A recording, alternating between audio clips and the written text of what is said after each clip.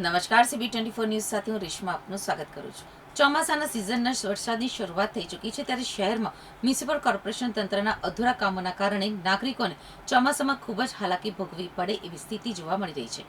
Municipal corporation તંત્ર દ્વારા અનેક જગ્યાએ ખોદકામ અને રોડ બનાવવાની કામગીરી અધૂરી મૂકી દીધી છે, જેના કારણે લોકોને હાલાકી પડી રહી છે. અમદાવાદ મ્યુનિસિપલ કોર્પોરેશન તંત્ર ચોમાસા પહેલા અનેક જગ્યાએ ચોમાસાની તૈયારીના ભાગરૂપે એસી ઓફિસમાં બેસીને ભાજપના મેયર અને સ્ટેન્ડિંગ કમિટીના ચેરમેન સહિતના નેતાઓ સાથે બેઠક કરે છે, પરંતુ ચેરમેન અને અધિકારીઓ માત્ર એસી ઓફિસમાં બેસીને સૂચનાઓ જ આપે છે અને સાંભળે છે.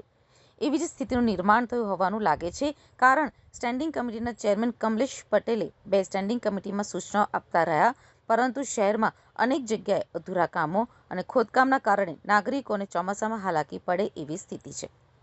શહેરના ગોદરેજ ગાર્ડન 4 રસ્તાથી સેવી સ્વરાજ થઈને ગોતા વૃંદાવન હાઇટ્સ સુધીના જવાના રોડ ઉપર એમસી રોડ વિભાગ દ્વારા રોડની કામગીરી અધૂરી મૂકી દીધી છે.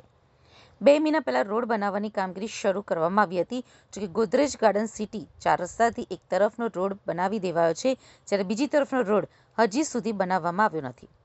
ગોતા વૃંદાવન હાઇટ્સ પાસે એટલા ખાડા પડી ગયા છે કે રોડ અત્યંત ખરાબ છે, જેના કારણે વાહન ચાલકોને હાલાકીનો સામનો કરવો પડી રહ્યો છે. દર વર્ષે વૃંદાવન હાઇટ્સ પાસે પાણી ભરાવાની સ્થિતિ ઊભી થતી હોય છે અને રોડ પણ બેસી જાય છે. તેમ છતાં પ્રી મોન્સૂનની કામગીરીના ભાગરૂપે વૃંદાવન હાઇટ્સ આ વર્ષે પણ લોકોને હાલાકીનો સામનો કરવો પડશે. ન્યૂ રાણીપ વિસ્તારમાં ખોડિયાર મંદિર 4 રસ્તા પાસે છેલ્લા 3 મહિનાથી રોડ બનાવવાની અને ખોદકામ કરવાની કામગીરી કરવામાં આવી રહી છે. આ રોડ ઉપર સતત કામગીરી કરવામાં આવે છે, તેમ છતાં પણ ચોમાસા પહેલા કામગીરી પૂર્ણ થઈ જ નથી. 4 રસ્તા પાસે જ મોટું ખોદકામ કરવામાં આવેલું છે અને ત્યાં આસપાસ યોગ્ય રીતે બેરિકેડિંગ કરવામાં પણ આવ્યું નથી. ખાડો હતો ત્યાં માત્ર માટી નાખીને ખાડો પૂરી દેવામાં આવ્યો છે, પરંતુ યોગ્ય રીતે ત્યાં બેરિકેડિંગ કે રોડ કરવામાં આવ્યો નથી.